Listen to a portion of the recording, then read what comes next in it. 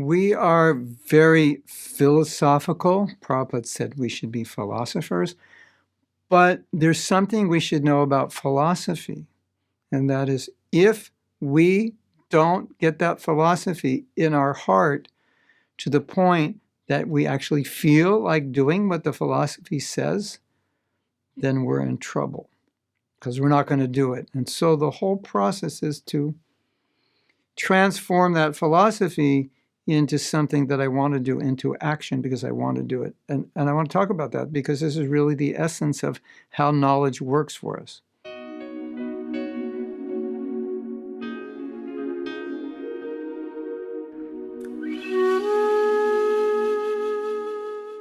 I believe it was Chanakya Pandit who said, if you don't read, you're no different than a blind man who can't read. Or you hold, it's like holding a torch, but you're blind. It's of no value. There's no light there for you.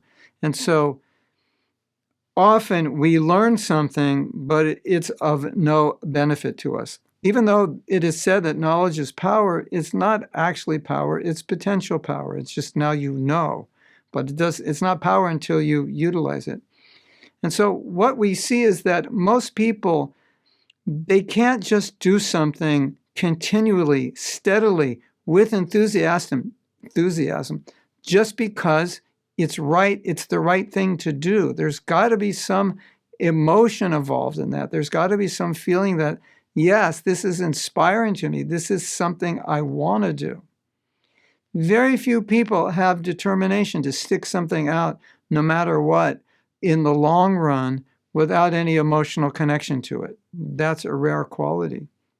Inspiration comes when we're emotionally connected. So that means we need to figure out how what we're reading, what we're understanding, the things that we are meant to do, we can become emotionally connected to them, because if not, at some point, it's just we're not going to do it, or we won't do much of it, or we won't do it well, or we won't do it with much enthusiasm or energy. So how do you make what you understand as a truth, as a tattva, how do you make that emotional connection so that you actually want to do it? That's the big question.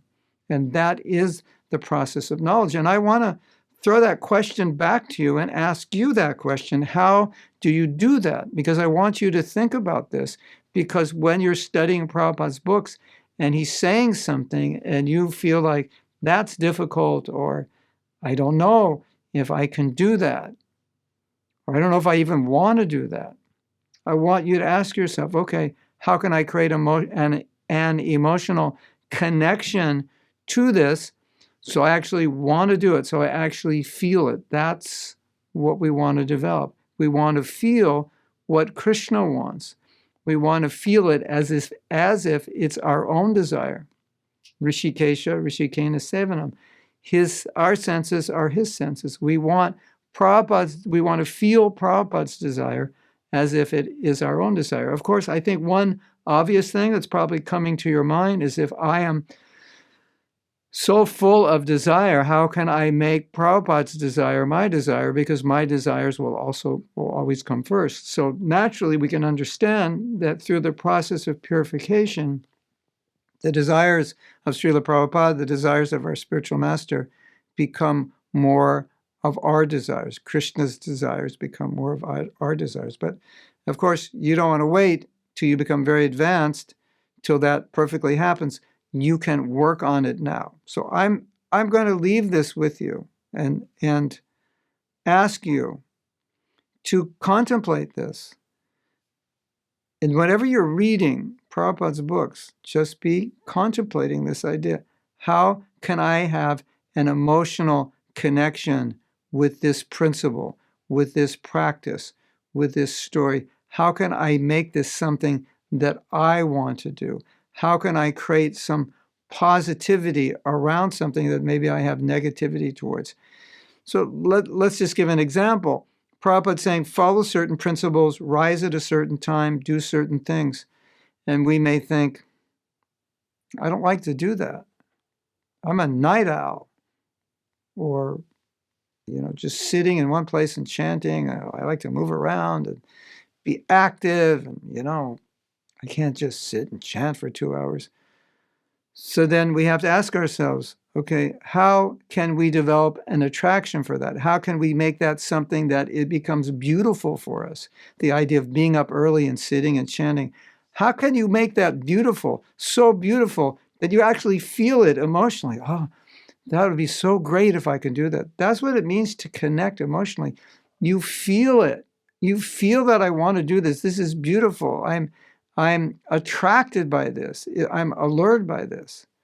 So ask yourself, what could you do to make that attractive? So if it's rising early, what could you do to make that attractive so you have some emotional connection? So when you go to bed at night, you actually feel like, I want to get up early and chant Hare Krishna.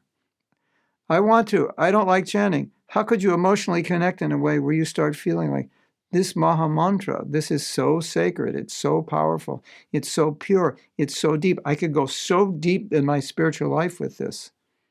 And so you start thinking in ways that become attractive to you. So you start feeling, yes, I want to chant.